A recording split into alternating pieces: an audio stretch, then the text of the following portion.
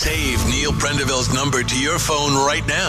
1850 104 106. Red FM. Okay, she's only just turned 18. She's received a severe spinal injury. She's been diagnosed as paraplegic and will be a full-time wheelchair user. She's in a wheelchair now and has been since she had that fall in the moorings back in August. It was a tragedy. It was just after, I think maybe a week or so earlier, she had had her Debs. She loves her school and she loves all of her school friends, and she has happy memories of the night of the Debs. On the night in question, she was in the moorings. I think Ciara worked in the moorings part-time, wasn't working that night, but ended up on a balcony, not necessarily a roof, but a balcony of the moorings. And her family were saying that she stumbled or she slipped or something like that, and she fell the 8 or 10 feet or so onto concrete ground. It was a kind of a balcony type area at the side of the building when she fell. There was a beach party on at the time. Now, of course, there was emergency services kicked in, and she was taken to the CUH. There was talk at the time that the CUH wasn't, prepared or ready for her with regards to specialist equipment and even a bed. But I think the CUH said at the time that there was about 80 emergency admissions on that same day, and it led to a delay of an hour or so. But the actual conditions for her in an open ward like that were traumatic and were worrying for the family in the early days.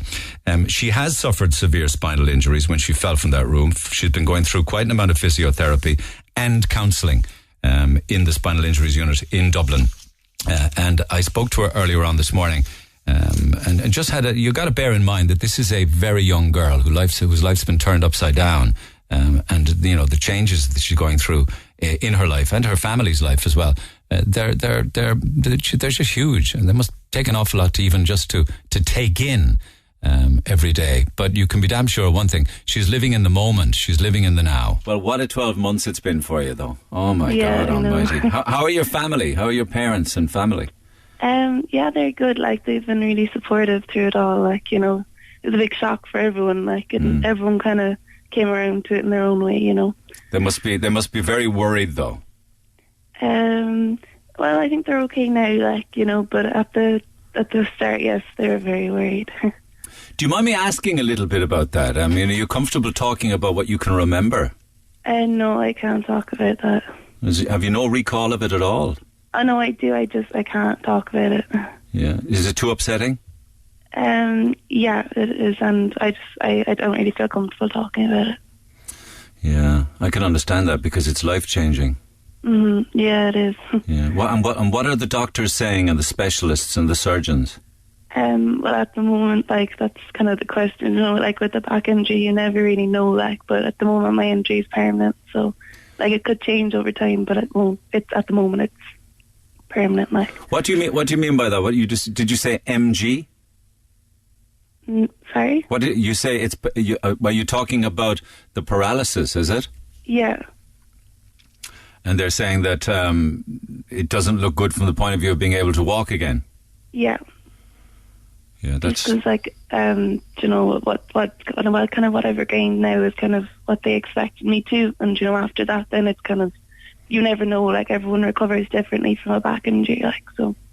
So it's a case of wait and see, and see if things improve. Yeah, it's a really long term. It's a really long term process of recovery. It's not short. You don't recover overnight. No, I can imagine. Do you know what damage was done even? No, I'm not sure. I know it was an L1 injury, so it was low. It wasn't high. I'm quite grateful that it was a low back injury, So you're describing the position on your spinal cord, aren't you? Sorry? You're saying where the damage was done to the spinal cord was down low? Yeah. Yeah. But would you be going through physio now? Have you got a kind of a routine in that regard? Yeah, at the moment I'm up in Dunleary, and I'd be doing physio 4 times a week, and I've loads of therapies up there. It's a great place. Everyone's really lovely up there. There's such a great atmosphere up there. And have you been there since August? No. I'm there since October. Right. I was just in hospital up until then. And do you go up and down from Kinsale, or how does that work out?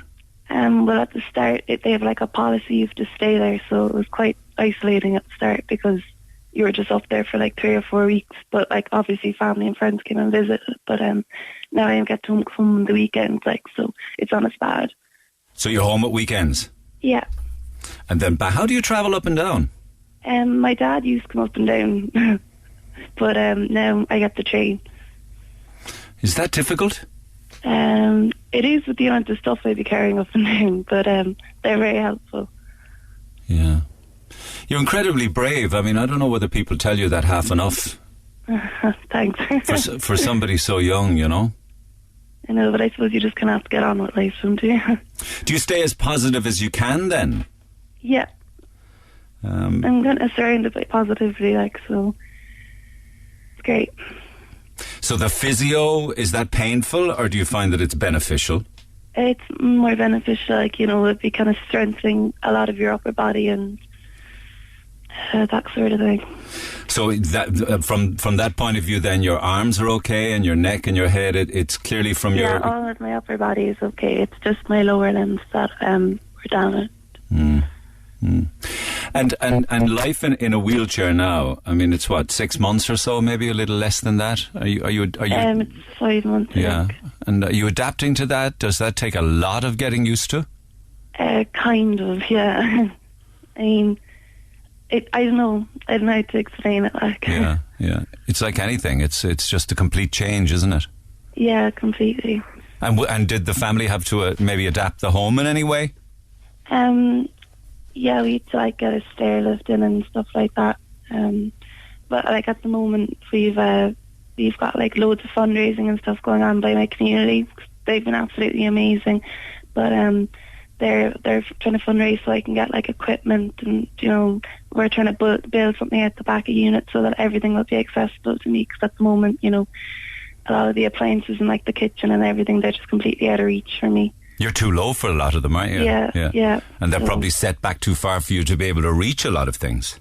Yeah, it is. It's quite difficult, like, you know, so it's constantly can you get this, can you get that, but, you know. Yeah, and I'm sure people don't mind. I mean, absolutely. Obviously not. No, it's annoying for me. It's annoying, but, you know, you don't dwell on that, because people will be just, they'll be very, very much into helping and wanting to help and make life that little bit more accessible and easier for you, you know? Yeah. Are you getting any help from the state or from the HSE? I'll talk a little bit about the fundraising in a minute again, but it shouldn't have to be all about fundraising, should it? Like your medical card would cover a bit of it, but a lot to do with the medical card. You could be waiting, like, there's a piece of equipment I want and it's called a glider, and I'm not even sure if it does cover, like, if it is covered on the medical card, but it could be like a year wait for it, like. Tell me a little bit about that. What is a glider? It's just like a machine, you know, like a cross-country machine in the gym where you kind of stand into it and you're kind of basically running in it. But like with this one, you hold on to the arms kind of are pushing with your legs, like, so it's like a pole coming up from the legs. So it's just, do you understand where I'm going from? I do, yeah. You know, you described it well. And will that help build your body strength, is it, or what? Yeah, it'll help, you know, retain the muscle and stuff that's left there. Because isn't that very important, that you need to keep working on the muscles to keep them regenerating and keep them strong? Yeah, it is. It's very important. What kind of money is a piece of equipment like that? About 10 grand. Yeah. I'm quite sure that there's probably another couple of zeros needed to be earned in total to adapt everything for you. But you know, the fundraisers are very important in that regard. You know, do you get any kind of any counselling or any help in that regard to help you to adapt to the change? Yeah, up in Dunleary, I psychology, you know, once a week or so. But like, it's fine. Like, you know, I kind of have moral support as well, you know, with my friends around there, and so I speak to them too. And what do the psychologists tell you, do you mind me asking? You know, I don't know. It's different every time I go in. Do you feel it helps? Do you feel better when you meet them?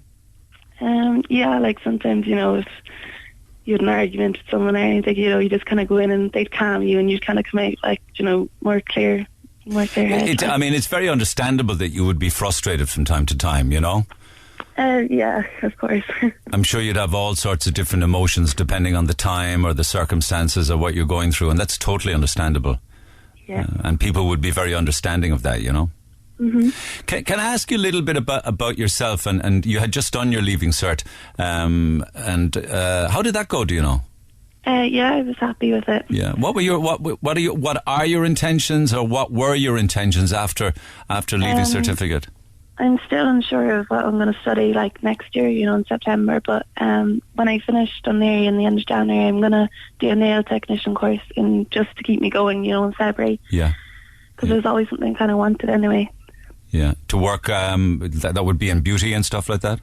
Yeah, like I loved art in school, so, I'd love to do something like that. Obviously, I'd want to study something as well next year. Yeah. So, what would that involve in the short term? Where would you need to go for that? There's a course in Cork City. It's called the Academy, the Beauty Academy. Yeah. And it's like a 15-week course. So. Yeah. You'd have no shortage of clients if my wife and my daughter are anything to go by. I've heard that. hair and nails is big business, I can tell you. And there's a lot of money to be made in it. Yeah, I'd love it even as a hobby, though. Yeah. What about the next 5 years or 10 years? Do you look that far ahead? No, I try to stay just right in the moment. That's a very good policy. Live in the now. Yeah. Yeah. I mean, do you look at maybe doing, having a little break or getting some sun or going overseas or things like that? Yeah, maybe. I'm going to go to London at the end of January just to kind of give myself a break from all the rehab. Yeah. Change of scene is a good thing too. Yeah, it is. Yeah. And has anybody spoken to you about maybe treatments overseas? You know how you hear that America is cutting edge with regards to medical technology for perhaps help that you might need. Is that an option at all? Well, at the moment, everything is still kind of an experiment, Nothing has actually been like, we found the cure. So, it's all kind of in experimental stages. So obviously, if it comes to, we have a cure, then I'd love to, if I could afford it and everything. But, no, not at the moment. I mean, they have all sorts of things now, don't they? They even have different technological unit or pieces of equipment that you can strap on or put on, almost like suits. They're somewhat. There's one of them in Cork actually. It's exoskeleton, I think they call it. And that's what it is. It's an exoskeleton. Would something like that excite you? Yeah, I'd love to try it when I'm back in Cork for good, but at the moment, I have just so much going on. I have no time. Yeah, and how long do you think that treatment would go on in the spinal injury unit? Is it indefinite? In the exoskeleton, or no? I'm saying, how you're travelling up and down Monday to Friday. How long would that continue for? Oh, I'm finished on the 20th of January. Yeah.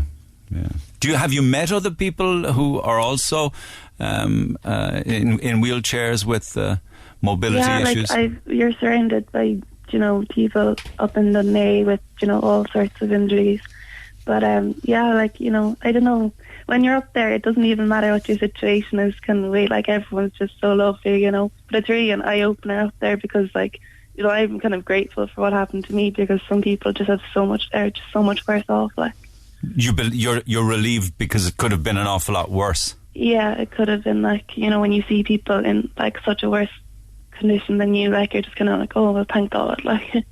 This is in the National Rehabilitation Hospital where you would see people of all ages coming in from all different types of accidents. Quite a lot of them would be car or motorbike accidents. I'd imagine. A lot of brain injuries and stuff, or high level spinal cord injuries, and it's just they're completely immobile, they can't do anything for themselves. Crikey, that's amazing when you put it like that there's always something and someone worse, isn't it true? Yeah, it is. Yeah.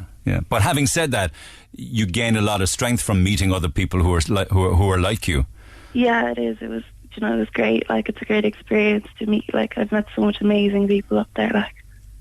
And what about your friends in Kinsale? Are they rallying round you, and do you see them regularly? Yeah, when I'm down, I always see them. A week away, or they come over. They're great. Do you guys hang out? What do you do when you hang out? Well, over Christmas we went out a few times, and we come over watch movies or something. It was kind of miserable Christmas. I didn't really want to be outdoors. Nor did I. It was too wet. I don't think I ever watched so much TV. What about you? Yeah, I know. I got a new TV actually for Christmas, so I was kind of glued to my bed. What did you like watching? What did you watch over Christmas? I don't mean to pry. I'm just curious. I was watching series of stuff. Prison Break. Prison Break, you like that? I've seen it before. I just watched it again because I just think it's brilliant. Are you a fan of the Kardashians and fashion and all that kind of glam stuff? Yeah, I don't know. I think you're getting a bit old for that. I don't know. It's a bit draining to watch that, I think. Who would want to live like that, says you? Yeah. Yeah, well, at least you had the TV over Christmas because it was tough to get out for the best of us. I know, it was just so dark. Yeah. Do you watch a lot of television, or do you download movies, or do you stream them, or watch Netflix, or what? Netflix is kind of my main thing. It's really easy to use. Yeah. Do you Facebook and tweet and things? Facebook. I actually don't have Twitter. Do you not bother with it? No, I never have. Yeah. And do you have a lot of people interacting with you on Facebook?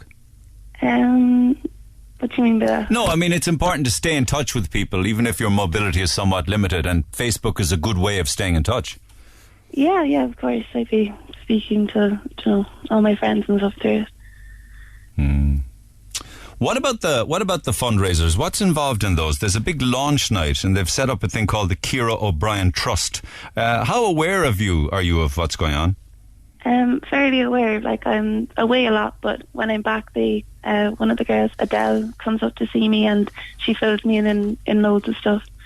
And is Adele a good friend of yours, or a relation? She'd be a good friend of my uncle's. I've actually only, met her since I've had my accident, but she's lovely.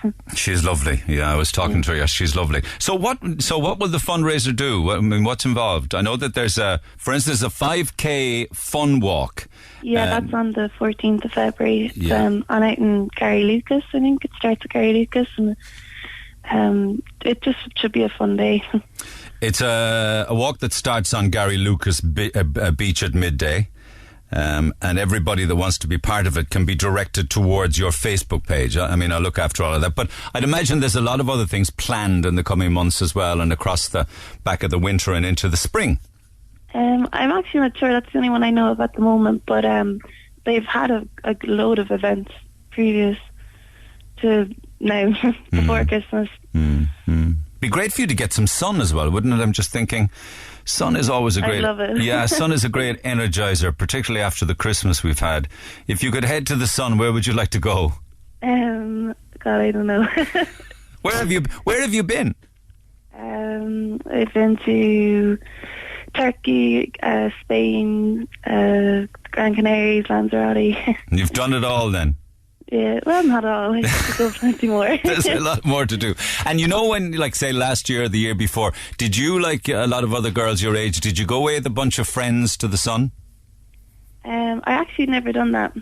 Because I just turned 18 in the summer, so it would have been, this would have been my year. This would have been your year. Would it be something that you'd still do in the summertime with your mates? Yeah, I'd love to. I think we were actually talking about going to Amsterdam. Yeah, for a long weekend? Yeah. But you wouldn't head to EOS or to MAGA or any of these crazy places? No, I probably still would. That's just somewhere we always kind of wanted to go. That's where you need to go at your age, I'm told. So that's something to look forward to as well. Yeah, definitely. You seem very positive and very optimistic in spite of the hand that you've been dealt. I know it's very early in the morning to say that. Well, as they say, you only get better as the day goes on. Exactly. What will you do today now?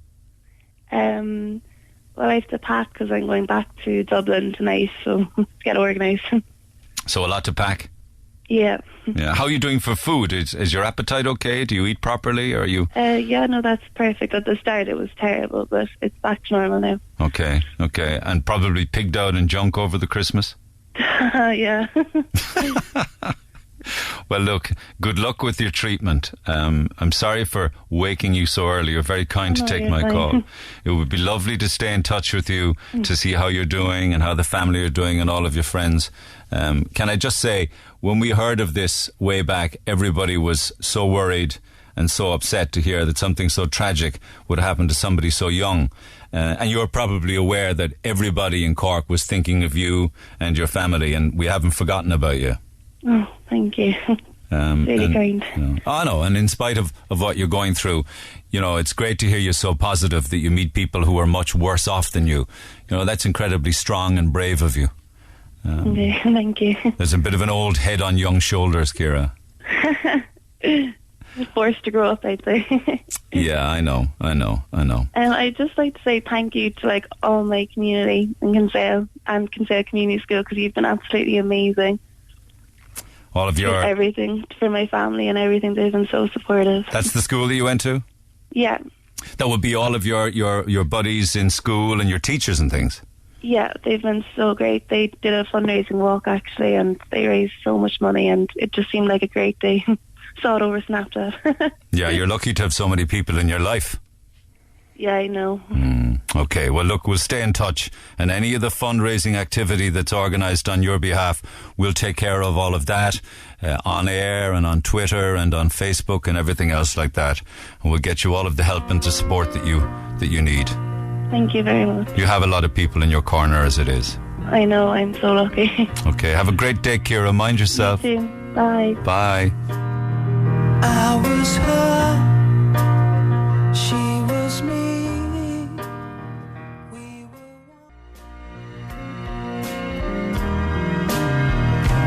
She's the one. Robbie Williams, and she's the one for Ciara O Brien, who for now is confined to a wheelchair, but she's young enough, and technology, I hope, is moving at such an advanced and quick pace that you never know what the future holds for her. She's a very young girl with the rest of her life ahead of her, and hopefully things will improve. And she is in the wheelchair now, but I would be hopeful, like all of us, that maybe someday that will change.